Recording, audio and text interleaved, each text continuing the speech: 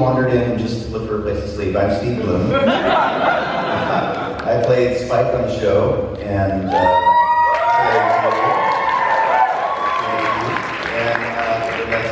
many other wonderful things in my life. Yes, this is the most wonderful thing right here. But so many other shows came from the work on Bebop that we did. We just had no idea what it was going to turn into and how much you guys are going to love it. But Vegas XLR came from that, Toonami came from that for me, Horror came from that for me. So it really opened up my career to so many other things. Now I'm doing original animation, lately working on Star Wars Rebels. Season 3 is about to start soon, so for those of you that haven't seen it, catch up quick. I'm going to turn this over to my dear beloved Mary Elizabeth McGlynn. Well, as Steve said, it was my first directing job, and it sort of got me on the path to becoming, hey Matt, becoming a director. And I directed Digimon for years, and Wolf's Raid, Naruto forever, and now I'm directing Tangled for Disney. We're doing a series based on the movie with the whole cast back, so look for that. The shorts are going to start soon, and then the movie comes out, and then the series comes out next year. And I'm still doing voice acting. That also led to Major Motoko Kusanagi and all the characters in Naruto, Kurenai, and May, and then Steven Universe now, which is great.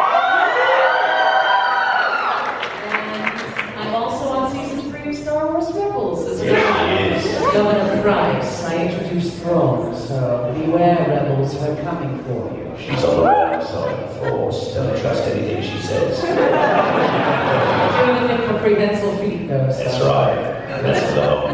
That's the hope. That's right. And then there's Wendee Lee.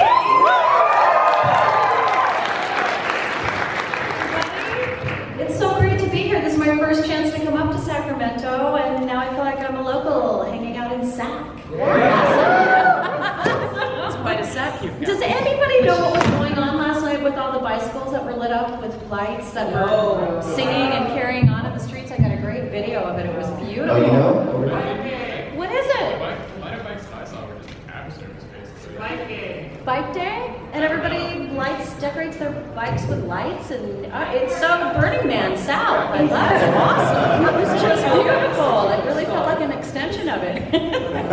Awesome. Well, it's fantastic to be here. We've been able to do a few Bebop stops, and we're hoping there will be more. And as my friends have said, Cowboy Bebop has led to so many things. It was a beautiful time in my life when I was directing Outlaw Star.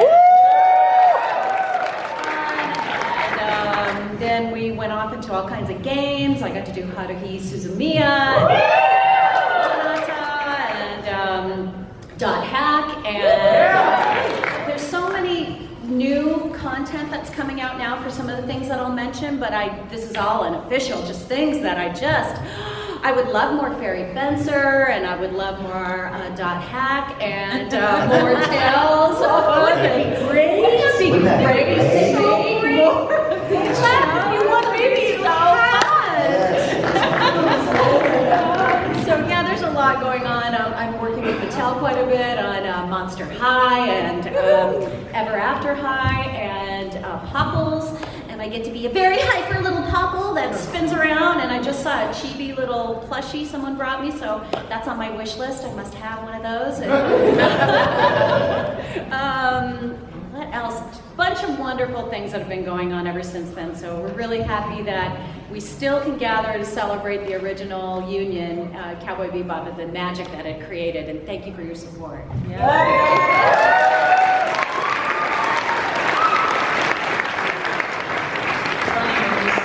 Show, I remember seeing just the opening credits and thinking, this is magical. This is different. This is something new that I hadn't seen before.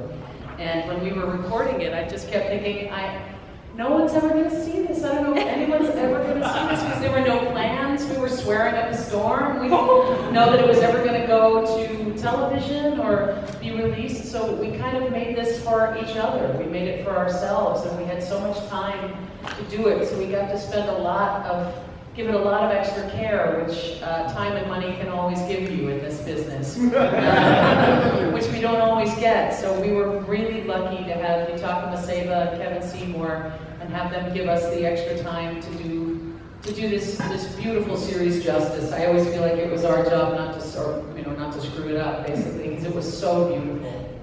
You know, I just realized we recorded alt versions of all the cussing. Yeah. Because we thought it wouldn't air if we cussed. We came back when it was going to go to that's Cartoon right. Network, and we went to POP, and we did pickups, so we took out all the SHITs and whatever, dang, or whatever.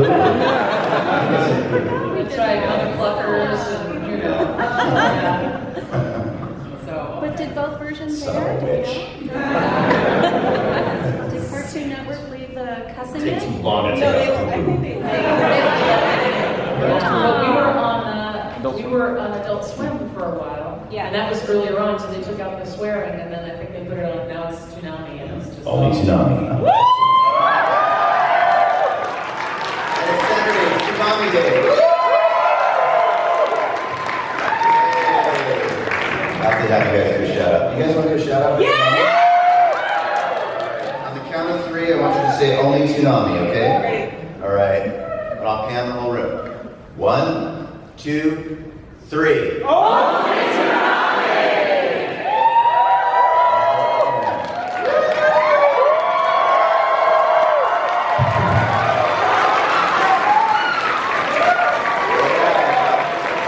Alright, I'll put that on adultswim.com. You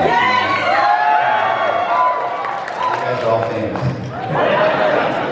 We've got a mic right here. If you guys have questions, please line up in an orderly fashion. And we'll talk about anything, you know. Yeah, it doesn't have to be It doesn't have to be Bebop. Bebop, it can be anything that we've done, or anything that you would like to talk about. No one has any Do you have a questions? question? Thank you. Okay, you're the first one. Good. I'm meeting all the time. Yeah. So please come on up if you've got questions. Don't be shy. That line is actually all of this. Oh, this is the line. Oh. This is Okay, never mind. Make a system for this. So, where's the end of the line? Here, come on here. And then we can start it down there. Yeah, and just stand from now on, and then we'll get through the rest of the line. Yeah, okay, that's great. We love organization, sort of. So you guys can just stay standing. That's cool. Actually, if you Yeah. want to go back to sit some of the spaces, come up here, then feel free to come back up. Oh. Just so we keep the space clear in case an emergency happens. Oh, yeah. Fire Marshal. Stand the whole time, the legs get tired, so. You know how I feel about rules, right? We'll follow them this time. Okay, good. So my question is, what scene was the most memorable, or what scene like stuck in your head the most, or what was your favorite line? That There's a moment at the end, I think it's the last episode, where Faye puts the gun to Spike's head and says, "Where are you going to go? What are you going to do?" And I just remember that being one of the most powerful moments. There was so much subtext and tension and love, and that just killed me. You never mentioned that. I love that. that. Was a heavy moment. I think that's one of the tearjerker moments for us Yeah. when we were reviewing it. Yeah. I never said it on the show, but I love you, Faye.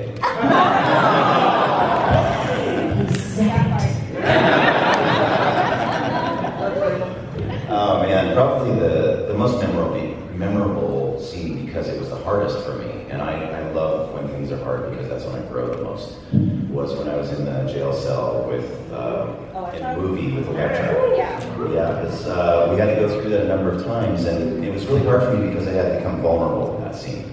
And that wasn't something I was used to. I was used to being, some creature going, or beating somebody to death. That's what I was used to. I wasn't used to being vulnerable. And for me, that took going to a personal place and a painful place. And I had to access that. And I didn't have classical acting training. So for me to go there took a lot of trust in my director, and she gently guided me to that place. And it kind of changed me, not only professionally, but as a person, to be able to go to that vulnerable place. And it opened me up for other feelings, to let them in and share them with others. So that was a kind of a profound moment for me in my life and in my career. And that's a hard thing to do. It's not easy to share all the time and be open. It's after a while you feel like you're sort of like an onion slowly being peeled, you know, but in a gentle, the most gentle way possible, because it's hard.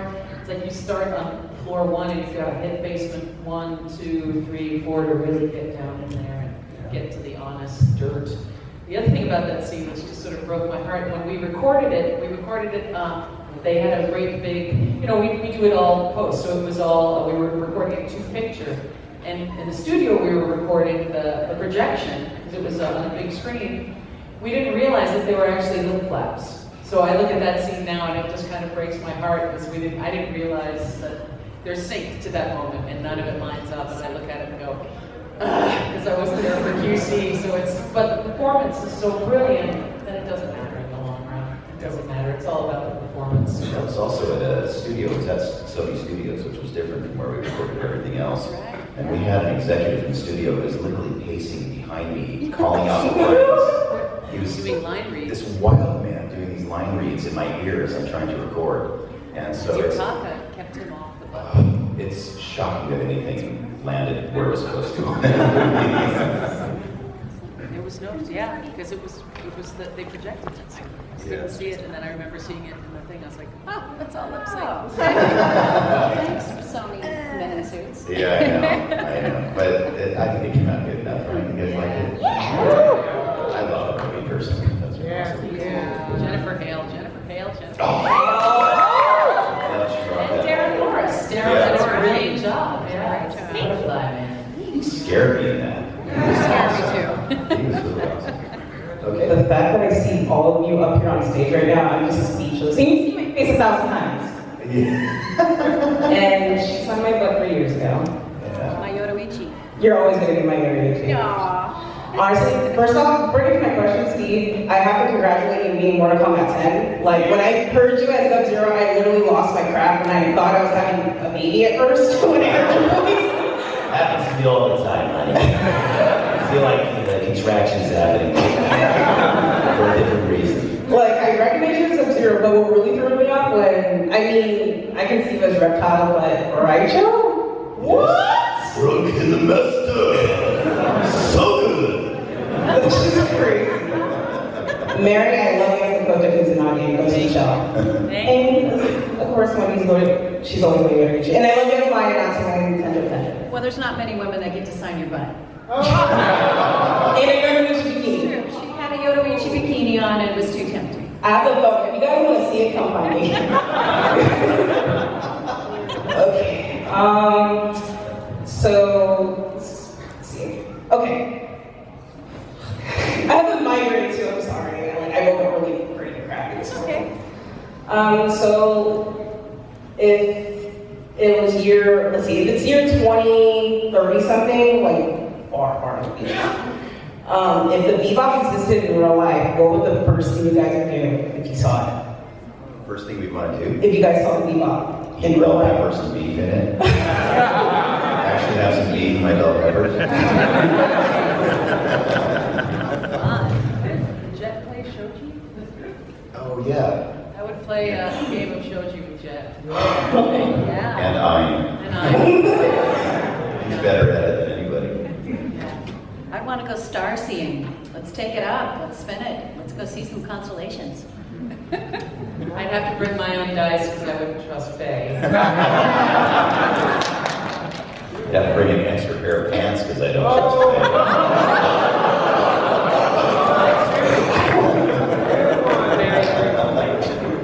But I agree with Wendee. Let's go explore. Steve, as Sub-Zero, can you say Cassandra Cage is Sub-Zero's voice? Something. Cassandra Cage, yeah. Okay. Stay frosty! No, I said as Cassie, Cassie's name in Sub-Zero's voice. I'm sorry. What? Cassie's voice. Cassie's voice? I mean, Cassie's name? Yeah, in Sub-Zero's voice. I'm sorry. Cassie. Bye, Grandmaster. Bye.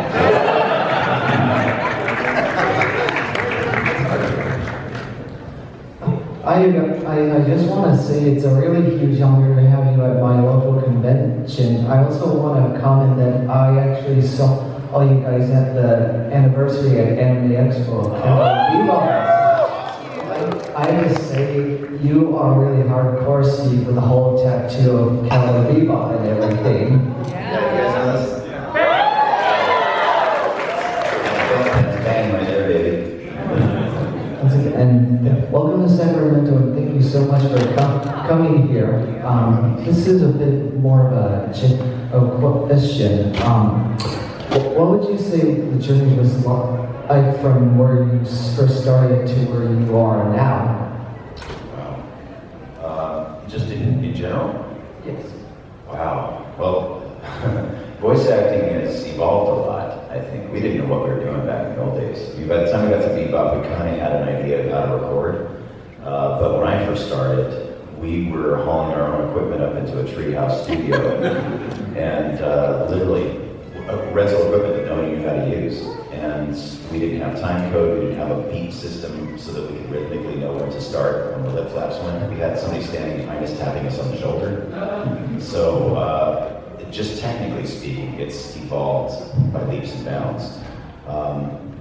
But as far as my journey in particular, I did not even know that I was an actor until Mary told me, and that was probably 10 years into the process. Because I was just doing it for fun. I had no idea. I really didn't do it for money. I didn't do it for glory or any of that stuff. I just did it because I was having fun with my friends on weekends, and I was working 3 other jobs at the time. And then eventually, after Bebop, she basically slapped me down and said, "Dude, what do you think you've been doing all this time?" And I said, "I don't know. I felt really uncomfortable working around classically trained actors." She said, "You are an actor, you idiot." She, I don't know, sure, idiot, but something like that. Yeah, something like that. So then I went in a very loving way. But once she told me that, I started taking it a little bit more seriously, I think, and I really wanted to be as good at it as I possibly could, because I realized I was starting to gain some traction along the way. And that it may not turn into a career at that point, but it was something that I was going to do for the rest of my life.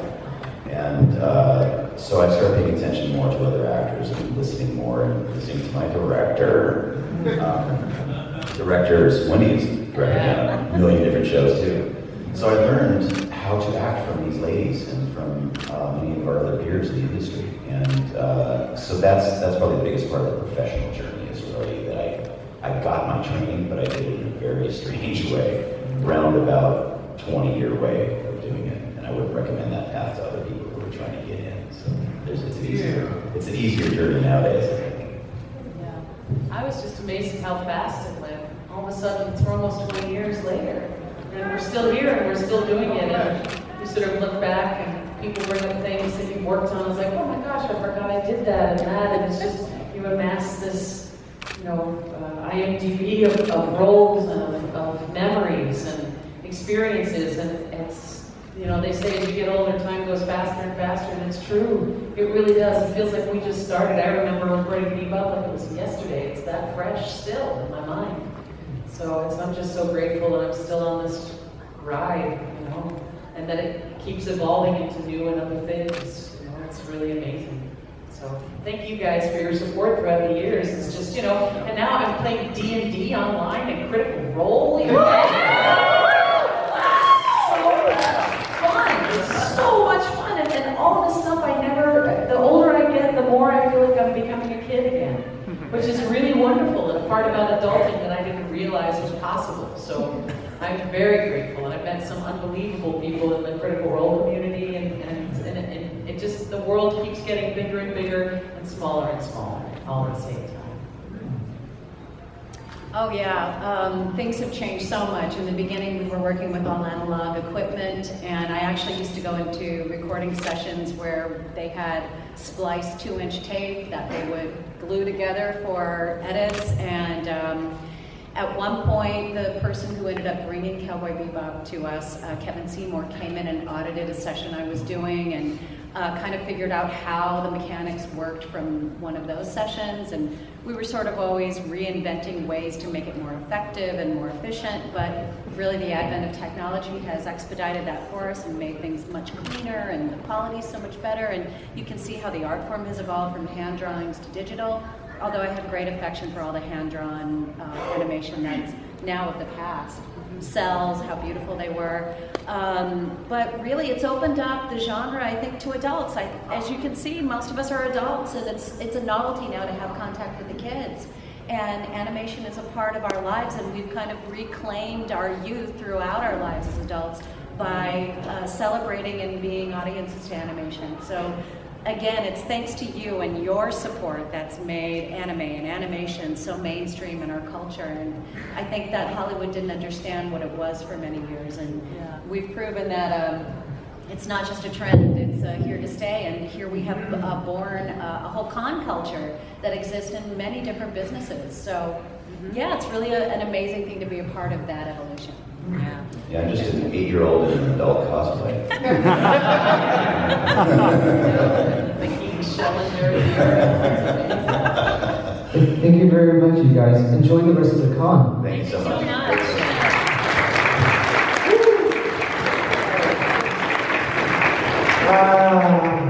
Thank you. I'm Taylor, and I love Toonami. And thank you, Tom, for coming here. Okay, thanks for staying up late. You have no idea. Yeah, I love the many roles as Wolverine, Killer Croc, Green Goblin, Chameleon, Shishio, and Yumi. Shishio. And I remember you in Chorus as the Spider Lady. Yeah, I have the Chorus movie, have both parts, and I can't resist that movie. And goes to show, right? Cool. I'm working as my own animator, director, and writer for this company. It's called Finner Art, and I'm making my own movies. If you were the characters right now, what advices would you give to me? If we were The characters, Spike, Julia, and Fanny. Oh, okay. Mm-hmm. You can't go wrong because it's all a dream. Whatever happens, happens. It's always nice to see someone fresh and inspired, but how much gall did he got? You're looking at like Edward Wong. Thank you. Thank you. Thank you. Cowboy Bebop was one of my first anime, and it definitely defined a generation of anime fans. My question to you is, what is the special thing about the show that made it timeless and relevant even today in the year 2016? I think it's the characters and storytelling. You know, I think great storytelling is what lasts forever. That's why Star Wars is still relevant, because even that was mirroring tales and mythology from, you know, our entire existence as human beings. There's something about Bebop that spanned the generation between East and West, between science fiction and fantasy, and emotionally these characters were so beautifully mapped out and specific. And these, I think, in a way, there's something about us as human beings that we all feel like misfits at some point in our lives. And that's what the Bebop embodied, was these people were thrown out of every great, you know, country, planet, whatever, and they're all together now to try and figure out why they're here and what they're doing. So it's in the middle of their journey, and I think that's where we all are. We're all in the middle of our journey, wherever we are. So I think it speaks to all of us in that respect. Plus the music was unbelievable. Yoko Kanno was a genius, and the animation, Kawamoto-san's designs were amazing, and Watanabe, it was a love letter to American cinema, to all cinema. So it was a multi-leveled, beautiful, long-standing series, I think. Ditto. It was the perfect storm of awesome, basically. And it's so rare that happens. I think that's what makes a classic, is when you have all of those elements in one place.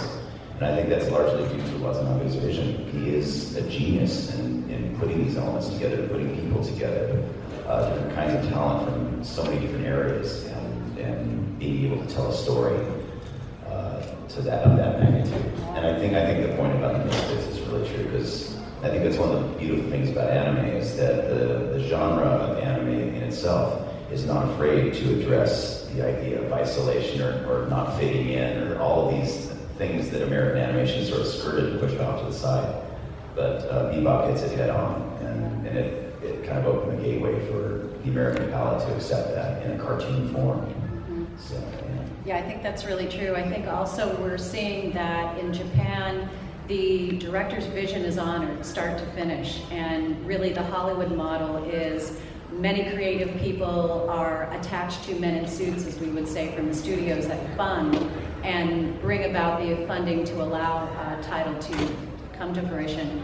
But in Japan, during that process, what happens is people that are not necessarily creative attach themselves to the creative process and then mess with it, like we experienced at Sony. I've forgotten all about that. But really, I did it. but really, what goes on in Japan is that the artist is revered, that the director's vision is honored, start to finish. So we really know who to thank for that. And I think also a really specific element to Bebop that was fresh, especially at its time, is that there was a lot of breath in the show. Yeah. It wasn't constant dialogue, constant action, quick edits. We find often here, when I was working for Fox quite a bit and broadcast TV, that the executives are very concerned about losing the audience. So they'll insert additional edits. So look over here, quick, now watch this, listen to that. Very terrified of losing the audience, and I don't think that was the case with Bebop. The story unfolded naturally, and there was so much space and breath, and space itself played a big key part to it. So I think all of this and many other things, but these are the things I think that have moved us the most. Thank you so much for the beautiful answers. Thank you. Great question. Hello, I'm Driven. First of all, Steve, I love the fact that you were in Tom Hanks' War, one of my favorite RTSs ever. Oh, nice, thanks. Great. Love you and Bold Storm. Thank you. Handful of kids on finish, right? But one of my favorite animes that you've been in was Big O. Oh, nice. So we were ready to say, oh, it's showtime. Yeah, I gotta move back. First 3 years. Big O! Showtime! Thank you. Thanks for the memories.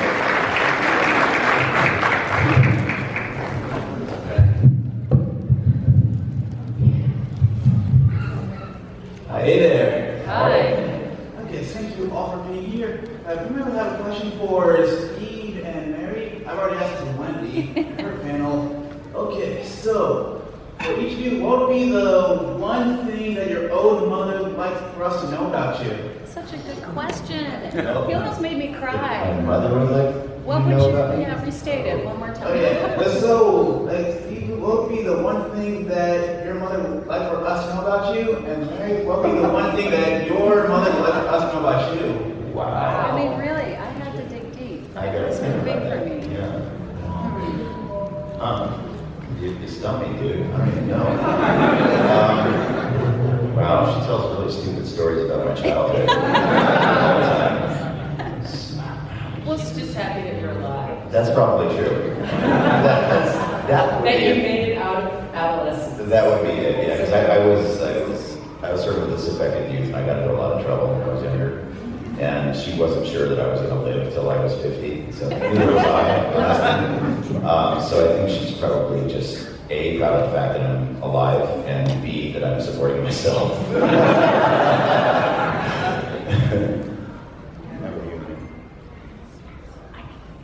don't know, it's maybe more of what my mom instilled in me. I could very clearly remember, I love body surfing. We're both water babies, so I loved to body surf. And my grandparents lived in Bermuda, so we would go there during the summer at times. And I remember there was a storm surge from a hurricane coming in, and we decided to go body surfing. And I got picked up and slammed on the ground. Slammed! And I went running up to Mom, and I was like, Mom, I got slammed on the thing. And she goes, oh, honey, you're fine. Get back out there. Go, do it again. Okay. And that was it. And I was like, okay. And I think that sense of resilience and of, it's okay, whatever happens, and all the bad crap and everything, all the pain, it's just like, it's okay, go do it again. Because, so I think there's a resilience that my mom instilled in me that I'm forever grateful for, and a work ethic forever grateful for. That's so interesting, because it's completely opposite from my mom's perspective, because they were always afraid of everything, and that's why she's afraid I would be alive. But one story that she always tells is when I was a little kid, we were on a motorhome trip to Yellowstone or something, and I had to go to the bathroom in the middle of the night, and I wanted to go outside, and there are bears there. And so I just went running outside, and I was probably 8, 9 years old, and she just hears me out in the dark going, "Hi, bears!" so she tells the story all the time. So it's funny that she has that fear factor that they kind of tried to instill in me, and I rebelled against it. And it's exactly the opposite. I know. Oh, another reason we're together. Oh my God, yet again. But what a cool thing, because usually moms are so protective of the girls, and it's like, go on, boys, be tough. So maybe that's a balancing factor. Maybe. Yeah, that'd be a good thing. Fascinating. Thanks, Mom. Awesome show, too. Hi. Hello, you guys. Great to see all of you right here. For years, there have been talks of a Cowboy Bebop movie being made, and with Keanu Reeves possibly being Spike Spiegel. Yeah. What do all three of you think or feel about that? And would you want to cameo in the movie if it ever got made? Yes. I'd be in a diner and have Spike blow us all away. I'm just sitting there eating in a bar or something, the whole cast, and then just yeah, my dream was always Keanu Reeves and Sam Jackson. I thought that would have been amazing. But Wendee knows the story about the rights and everything else. Oh, yeah, a little bit. You might know more, Steve, but that basically, and you have the direct from the source story, but yeah, Steve should tell it. We all have strong feelings about this. This title's very close to us. Yeah. Well, like a lot of you, I was concerned about it too. And I was in an airport and I met Keanu in a little shop in the airport.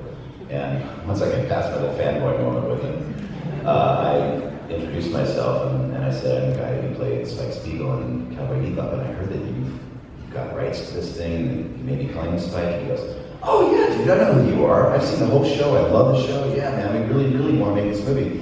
And first of all, I kind of had to stop myself and be like,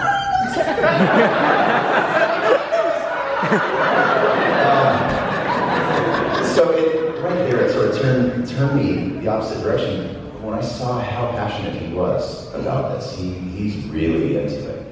And his concern at the time was that the script was so beautifully written, however, it was going to be so expensive to make that he was afraid it would never get greenlit. And I think that's one of the problems. That's one of the reasons it's been delayed for so long. He said it would be like $500 million to do all of the effects and everything. It may be more possible now because technology has improved. I just don't know what the right situation is at this point. And the other thing was that he was afraid that if it did get greenlit, it would take so long that he wouldn't be able to do his own stunts. And that was something that was super important to him. He really wanted to be able to do his own stunts as Spike. And when I heard that there was that kind of passion, that kind of investment in the movie, I was okay with him playing it. And Watanabe-san was also on the books as the executive producer for it. And so with his guidance, as long as he was able to steer the ship, I thought it could come out to be an amazing film. Yeah. And especially with the technology now that we've got, it could be an unbelievable feature film. But if they do it, I just pray that they do it right. Yeah. So. I just hope they don't drown it in special effects. Yeah. That's my concern, super fast edits and just making it a ride rather than a story. I'd really love to see the characters fleshed out. Transformers. I know. For some reason, I feel like that's always been in trying to create, or transform something from animation to film. That there's been so few successes in terms of anime and getting it into westernized cinema to make it work. Like they're doing a Ghost in the Shell movie now, and I just hope that it's good. I just want it to be good. Regardless, I want it to be true to the characters. I always don't care who plays them as long as it's a good story, it's true to the characters, and it breathes. It has that moment of breath. And there'd be two things I'd like to do in the movie. First, I'd like to narrate the film.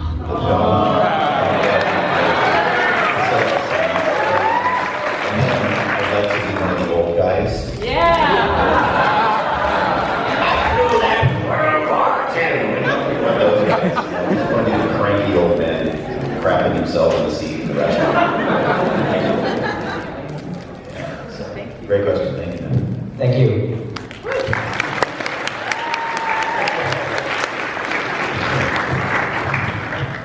Hi. Thank you for coming. Thanks for having me. My question is, what's one technology from Cowboy Bebop or any series that you've been on that you go on in real life? Oh, man. swordfish. I want the swordfish, yeah. I want the swordfish. Or the bebop, just the space travel. We both have a bebop. I'll take the swordfish. Alright. We'll drive I together. know, you had a nice ship too. Ah, I loved my ship. Yeah, yours is pretty cool. Just that. Could I park it at home? That'd be Like a soundtrack you had in yours. great. Yeah. I just want the score to follow me through life. Yeah. You know, just, Yeah, highlight swordfish. all life's moments. I'd love to fly the swordfish. I can't speak anymore. I don't do words. Sorry, swordfish. I'd love to fly the swordfish to work. That'd be awesome. Thank you. Hey, hi guys. My name's Cliff, and first of all, Cowboy Bebop is definitely on my top 5 best animes of all time. Well, for my question, I guess it's more of a general like acting / voice acting question, but what do you guys think is more important? Just to be able to like improv on the spot, be able to like come up with a bunch of different voices, or just having like a general background in acting? Yes. Yes. Yes. Do all of them. The answer is yes. They're all three of those things you just talked about are sort of crucial in what we do. You need to be able to come up, sometimes they're going to be like, oh, we're not really sure. Give us one of your own, make it your own, add, improv, whatever you want to do. And you're sort of put on the spot, so you have to feel comfortable enough to fail. Basically, to come up with your own stuff and don't know if it's going to work and just fail. I don't think I would prefer that you be an actor and have studied, but you don't have to. There are natural actors, as we know. Yeah, but I studied for very 25 few. years in the booth. Yeah. So, I mean, I got my acting training in the booth. It just took 25 years to do it. So. Well, Steve, you were also a musician. You were, Yeah. That's you were true. a performer. Music You were helps. already, yeah. Music helps just because language is a rhythmic thing. So that helps with the matching the lip flaps, and a good ear is critical, especially if you're doing dubbing work. Do it all. Yeah, go to iwanttobeavoiceactor.com. Okay, thank If you're not familiar with that, it's a great free website, and it's done by D. Bradley Baker, who's one of the greatest in the world, and it's like a $10,000 master class for nothing. It's amazing. So go there if you're really interested. Thank you. Thank you. Sure. I want to be a iwanttobeavoiceactor.com. Hi. Yeah. Welcome.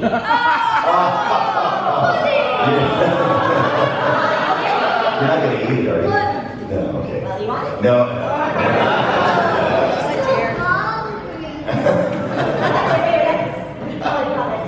I kind of like that episode too. What's our favorite Bebop episode? Oh, what is it?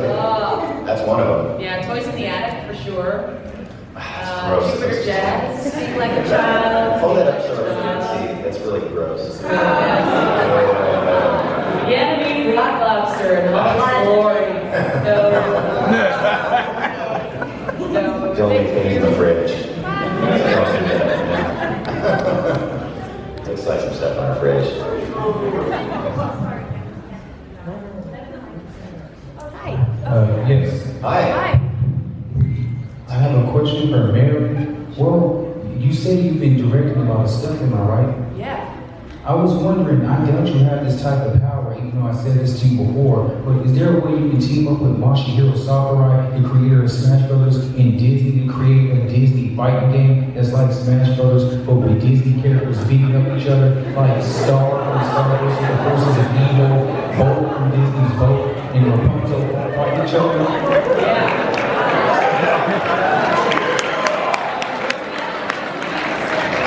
It's a lot of different titles to try and put together. It sounds like almost a Disney Infinity kind of thing. But Disney Infinity got shut down, I so know. Disney really doesn't have nothing to lose in the video game department. Very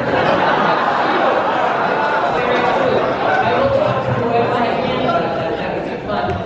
I think Rapunzel would kick butt across the board, but that's, Yeah, she's but- got hair and a frying Yeah, pan. but put it this way. Deadly combo. Put it this way, Tron will probably turn her into dust with his laser sword. I don't know, maybe. She sweeps the leg with her hair. That's right. She's got a long bit of hair. And this is my last question, but y'all forgot about Tarzan. He moves so quick, he can probably knock unconscious. You're absolutely right. And he's distracting with all those muscles, too. So. Well, you have to cover up his loincloth because it would be too inappropriate for a fight. Use that as an advantage. That's massive. That's role for distraction. That's good. Hey, if you can talk to Disney about it and launch it through a soft ride, I will be happy. You got it. I will do my best. I don't promise, but I'll talk. All right, I believe in you. Thank you.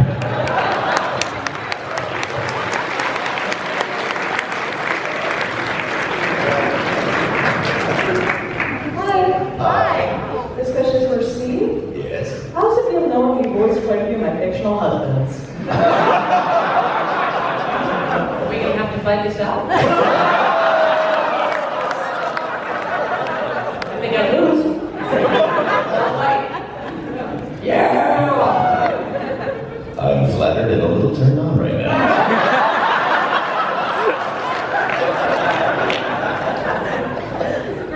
I don't know how else to answer that.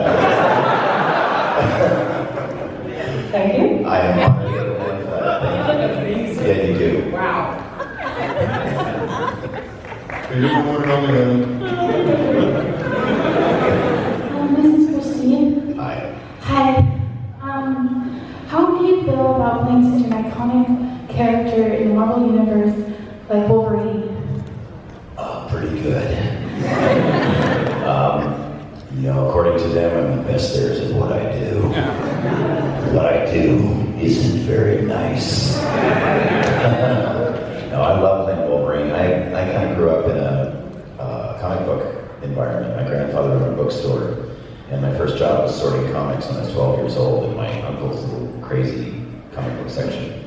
And since that time, whenever I would read a comic book or read any kind of book, I would hear the characters' voices in my head.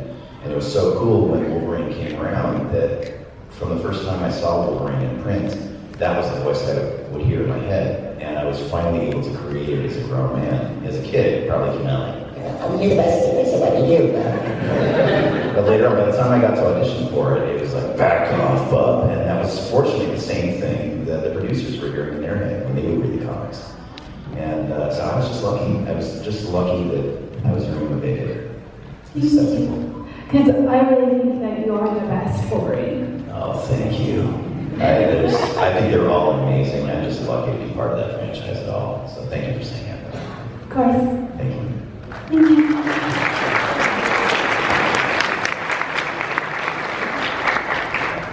This is for Steve. Do you know what the inspiration behind Spike was? The inspiration? Yeah. What's not his inspiration? I don't honestly. I don't know. He's sort of the suave. Doesn't he seem like he's like the all-American suave anti-hero? That he's the bad boy that you just love. And I think we've seen him a number of times, just not fleshed out so beautifully. I think that's Watanabe's design too.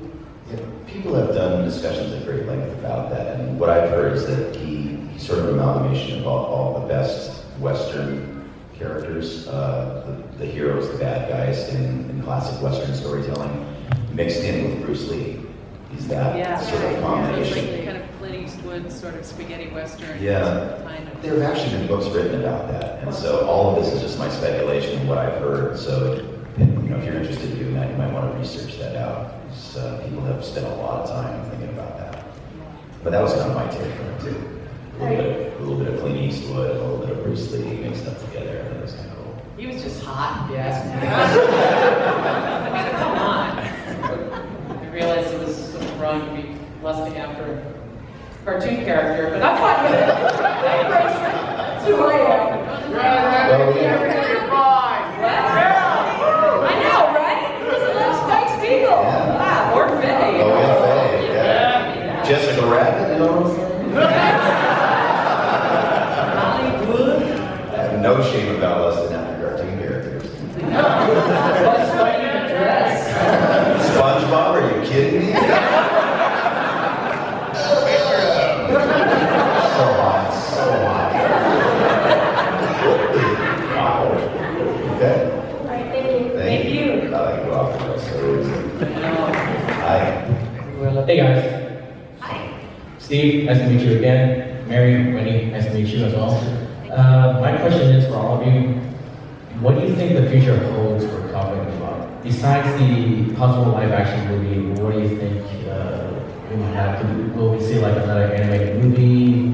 Maybe more episodes? Tell more stories? What do you guys think?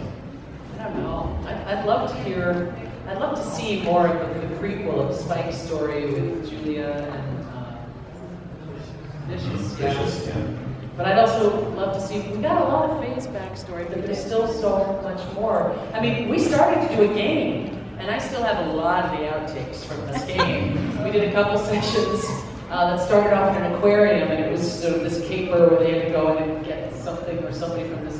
So there is all this audio for a lost video game that never got made because the engine didn't work, I guess. And so they eventually, it became too expensive and they abandoned it or something. But we started the video game and it just, they couldn't get the swordfish right or something. I can talk about the one for the PlayStation 2. Think so? Yes? Did it come out? I've heard of that game, but I thought it was just like a super duper rare gem. No, but this was a full-on, this was going to be fully, you know, fully, if we saw animatic, it was fully interactive, it was, you know, ready to go, and it just never, I had some filthiest outtakes from this game. We had a lot of fun in the session. Even though we're on the filthy. Dirty men. Yes. Cowboys, I'd expect. But it would all have to be prequel stuff, I think. I thought the series had a pretty definitive ending. But that's, again, open for discussion. Yeah, we have nothing to do with it. I wish we did. Yeah. Because we'd get something out right now. Yeah. It's not up to us, just the voice monkeys. Alright, thank you guys. Thanks, man. Thank you.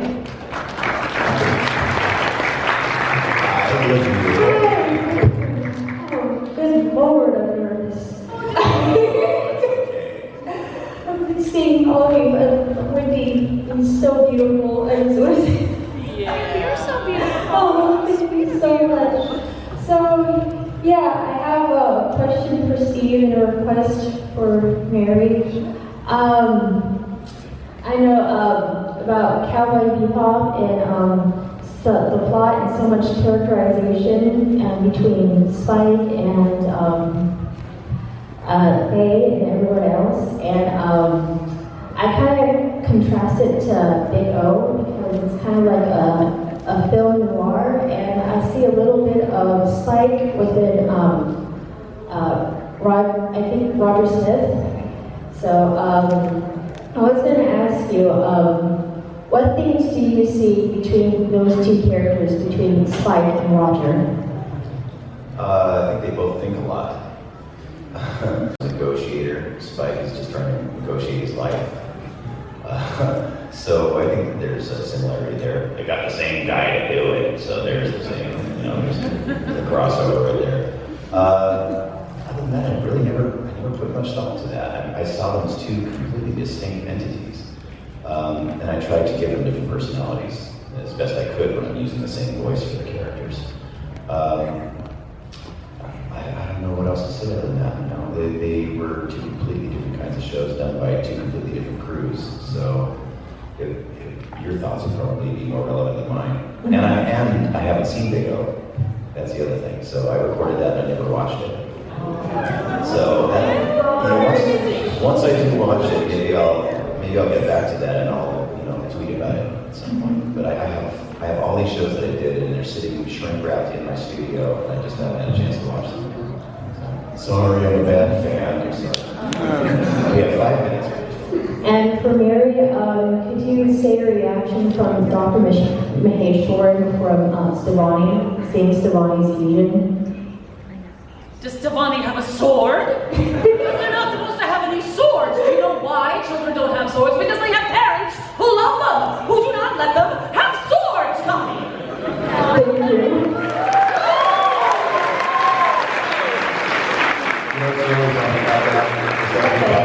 We actually buy each other swords for presents. Hello. My name is Gemma, and I was wondering if maybe you could, yes, this is the typical reaction, could you do this as your character thing? But you see, I have a little friend here. He's a, where is he? Is there? There he is. He's my praying mantis friend, and I was wondering if you could react to him as the Bebop trio, maybe your universe character. Yeah, he's very much alive. John Marshall liked him, but not so much the 11 people. But it's become my signature question. So could you guys react to him in character, maybe, please? Sorry. What is it? He's the praying mantis. His name is Kira.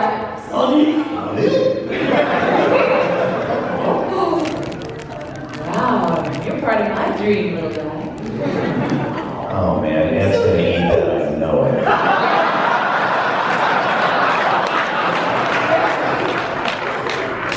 Children, dogs, and now this. Thank you so much. By the way, I have to say, Faye Valentine is one of my closet keys, so thank you. Thank you so much. That's one of the coolest pets I've ever seen. Does he stay with you all the time? I met him 5 hours ago, so...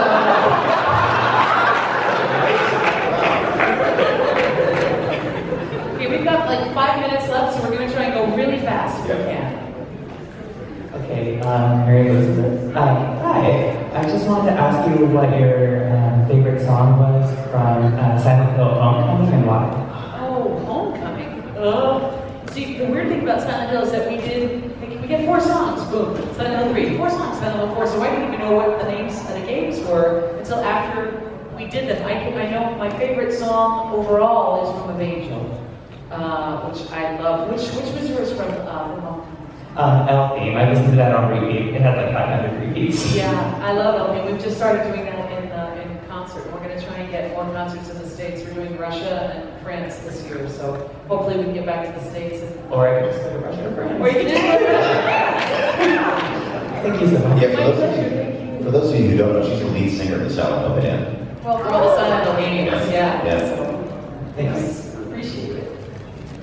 Hi. Hi, I'm going to try to make this fast.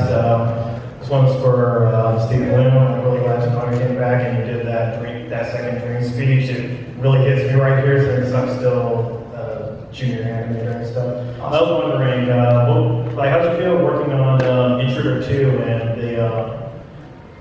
and the voice actor for Tom, the other Tom? Oh, Sunny Strait. Yeah, it was awesome. I wish we'd gotten to work in the studio at the same time. I've still never met Sunny face to face. Really? The original Tom 1, for those of you who don't know, I came in at Tom 2. And Sunny came in and they kind of mashed us up into this creature, and I had to battle him. I won't spoil any more of that for you, but Intruder 2 is awesome. It was so much fun working on that stuff. One of my favorite things to do on the show. Thanks. Looking forward to part 3. Thank you, man. Hi, I want to say that I'm very honored to be in front of the voices of a classical masterpiece that was my childhood.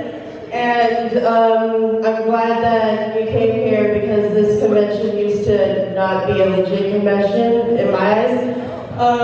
I'm just wondering, how does it feel to be the voices of such a classical masterpiece? Lucky. Phenomenal. Grateful. Thank you. Lucky, absolutely lucky. Thank you. Bebop was my first, and it's still my favorite. Brief question, I know we've touched on this before. Favorite soundtracks from the episode, your favorite sound moments? Ask DNA is one of my favorites. Yeah. I love that. I love the video game from the movie that. Oh, that's right. Oh, yeah. I love that. It was so weird and random. But Blue was my favorite. Blue. I love that they went to the opera. Yes, And, I love that. It was just such a beautiful contrast, and Faye had an elegant gown, and we just got to see a whole different layer. And that contrasted with the jazz and the rock and roll. So much of it was just so rich and beautiful. Yeah. Knock a Little Harder was awesome too. Knock a Little Harder. Mary actually sang a version of Knock a Little Harder in Wild Heart. Yeah. With a band, and if you guys look up YouTube, you'll find it. But just type in Knock a Little Harder Mary Elizabeth McGlynn, and she does this rocking version. It's really good. I'm going to take more seconds. Can you say bang?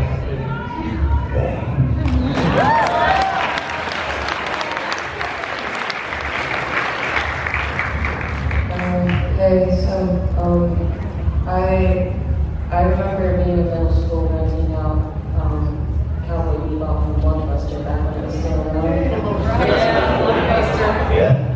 And I really do relate to growing up as a troubled youth and an outcast, so it really means a lot to me that I was able to see Spike Spiegel as my role model, because if I could get a tattoo heard it as Easy Come, Easy Go. Awesome. My question is, if you had a chance to do whatever you want with some really bad anime, would you think about collaborating with the same people who did Ghost Stories?